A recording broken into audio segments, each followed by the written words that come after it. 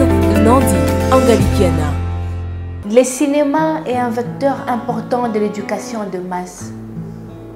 La femme, par sa culture, est le pilier de l'éducation familiale et de la société. Consciente de ses rôles, certaines femmes se sont lancées dans le métier du cinéma pour assurer l'éducation de masse.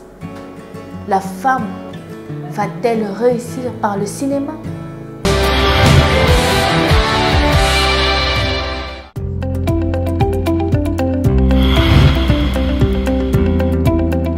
Bonsoir Madame Dorcas Doumbie. Bonsoir Madame Nadine. Alors vous êtes actrice. Vous avez tourné dans le film Vrai ou faux chrétien. Le cinéma, c'est pour vous une passion ou un accident de parcours? D'abord, je suis actrice amatrice. Je dirais que c'est plutôt un accident de parcours. Donc c'est ça. Donc vous n'avez pas fait d'études de cinéma. Comment vous vous êtes retrouvée dans le cinéma? Non, je n'ai pas fait d'études de cinéma. Je dirais que c'est inné. Je n'ai pas fait d'études, mais je me suis retrouvée dans le cinéma. En fait, j'ai étudié comme toute autre jeune fille de mon âge. Et on avait lancé un appel pour recruter des actrices pour un film. Alors, dans mon souci de pouvoir apporter quelque chose, de pouvoir instruire ou éduquer la masse, je m'étais sentie intéressée. Et c'est comme ça que j'étais allée au casting, ça avait marché. Et voilà, comme ça, je me retrouve dans le cinéma. Pouvez-vous nous parler un peu de vous, en bref, par rapport à votre parcours, jusqu'à ce que vous avez eu à tourner ce film? Ok, merci. J'ai étudié, j'ai fait le latin philo au secondaire. En tout cas, moi, je ne m'attendais pas qu'un jour j'allais entrer dans le monde du cinéma. Mais un jour à l'église, on devait faire une scénette. C'est par là que j'avais eu l'occasion de me présenter d'abord devant l'église. Bon nombre de personnes avaient aimé la façon dont je m'étais comportée sur scène. Et on avait dit, tu pourrais aller loin si tu veux. Mais vous savez bien les parents comment ils sont. Les parents n'étaient pas très chauds à ça. Parce qu'aujourd'hui, quand on voit le cinéma, on pense toujours que c'est pas trop bien, on expose les gens. Mais je leur avais fait comprendre que c'était pas ça et que c'était d'abord pour évangéliser. Et c'est comme ça qu'ils m'avaient donné le feu vert. Et c'est comme ça que je m'étais retrouvée dans Ataraxie Divine, qui est le groupe. Et j'ai passé le casting pour Vrai ou faux chrétien. Et j'avais déjà ce talent en moi. C'est comme ça que j'ai commencé. Quel rôle vous avez joué dans ce film? J'ai joué le rôle de la reine qui s'appelle dans le film Maman Amine. Et qu'est-ce que vous nous enseignez dans ce film? Ok, comme le titre le dit si bien, Vrai ou faux chrétien. Par ce film, nous voulons faire passer un message qui est lequel? C'est que la vie chrétienne n'est pas seulement une vie d'un seul jour, mais c'est toute une vie, c'est toute une réalité. Et dans le film, le roi pensait qu'il était un chrétien tout simplement parce qu'il était né dans une famille chrétienne.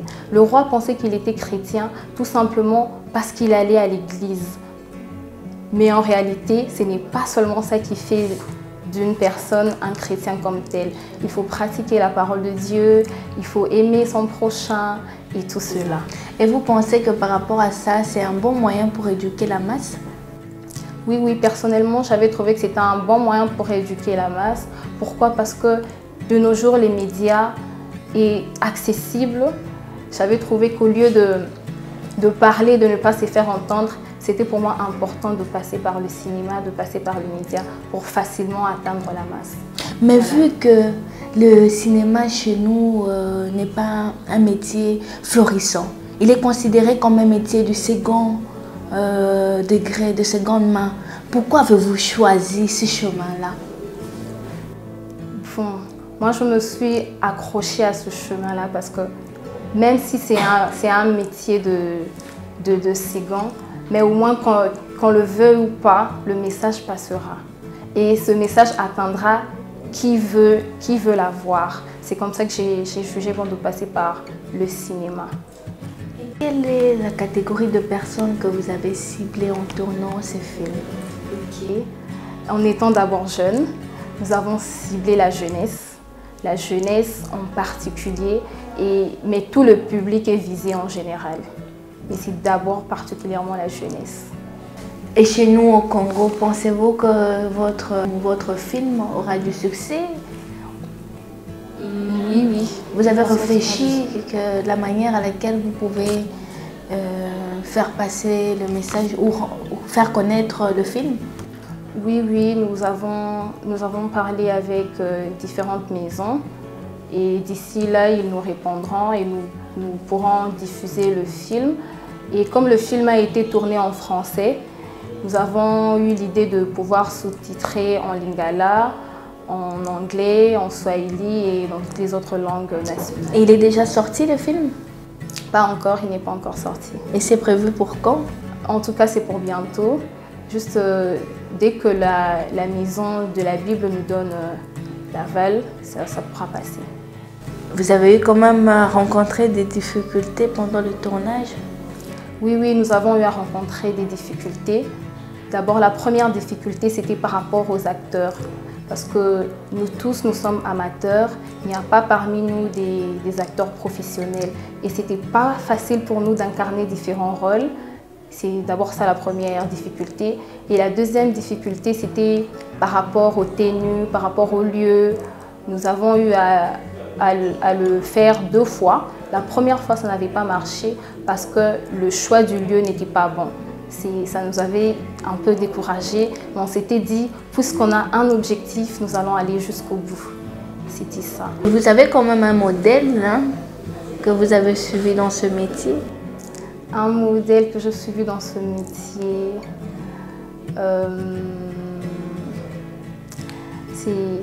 c'est vraiment difficile. Dans le métier de cinéma proprement dit, il n'y en a pas, mais il y a quand même bon nombre de femmes qui m'ont positivement impactée.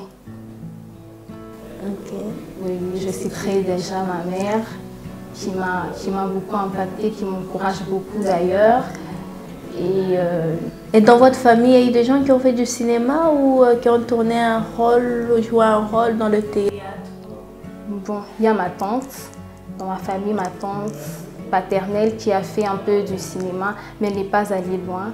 Elle n'est pas allée loin, c'était juste dans le cadre de l'église aussi. Mais aujourd'hui, elle est médecin, donc elle a carrément mis de côté le cinéma. Vous sentez-vous à l'aise? Oui, je me sens à l'aise.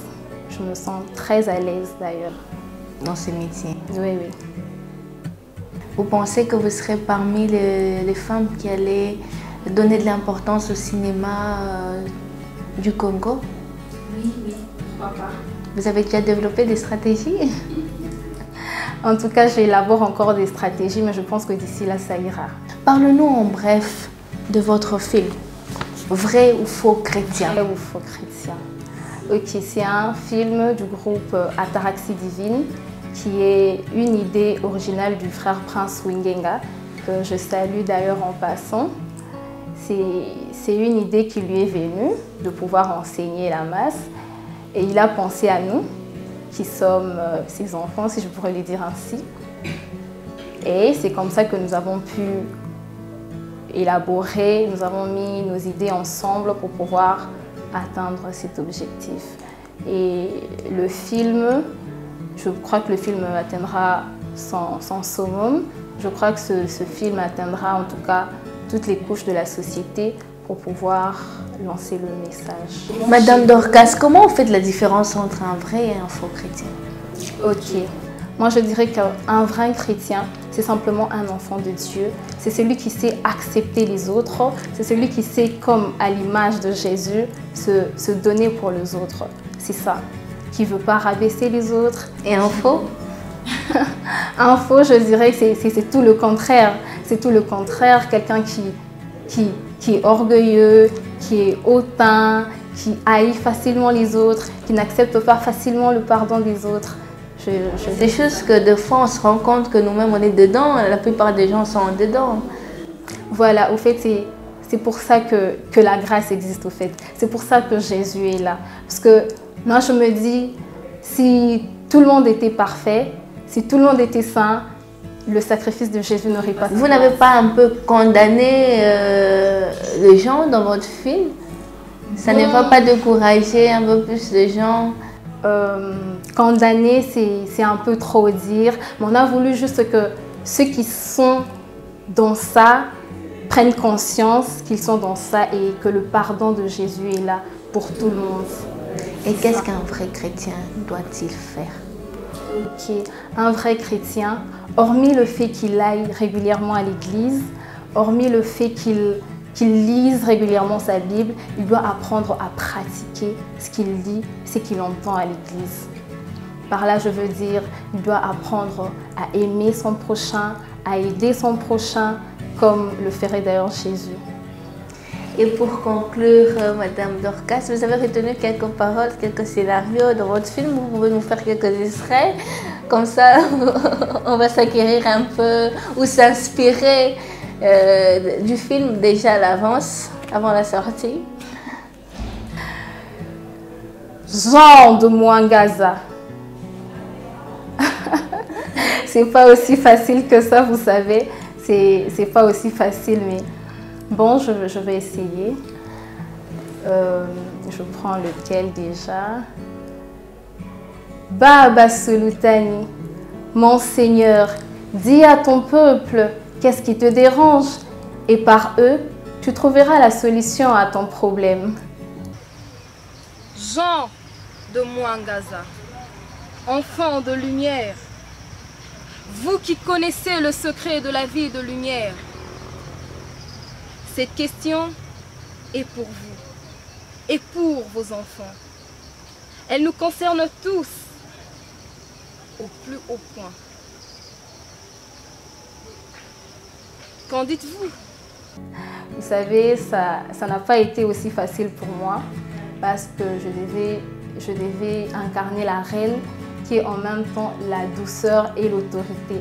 C'était vraiment un peu difficile, mais Dieu merci, je suis arrivée. C'est un film plutôt fiction, émouvant, rire ou quoi? Non, je dirais que c'est quand même émouvant. C'est émouvant, il n'y a pas de fiction, mais c'est très émouvant. Merci beaucoup, Madame Dorcas. C'est vraiment un plaisir de vous recevoir aujourd'hui sur notre plateau. Et nous vous souhaitons plein de succès pour la sortie de votre film. Merci beaucoup. Merci. Vrai ou faux chrétien. Merci. Merci beaucoup.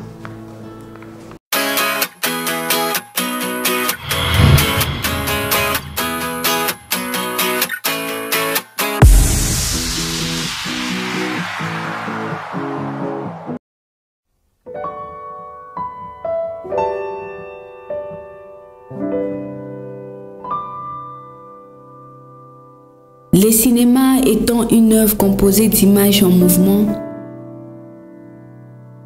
accompagnée d'une bande sonore, ne serait-il pas un outil d'éducation par excellence? La femme, assoiffée par ses désirs d'éduquer la masse, par jeu de simulation s'en est vite rendu compte.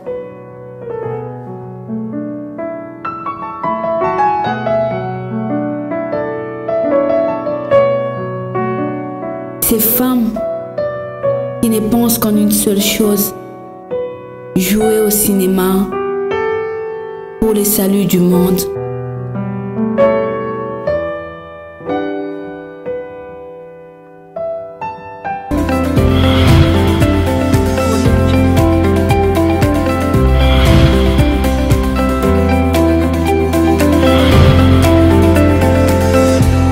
Avec Nandi Angalikiana.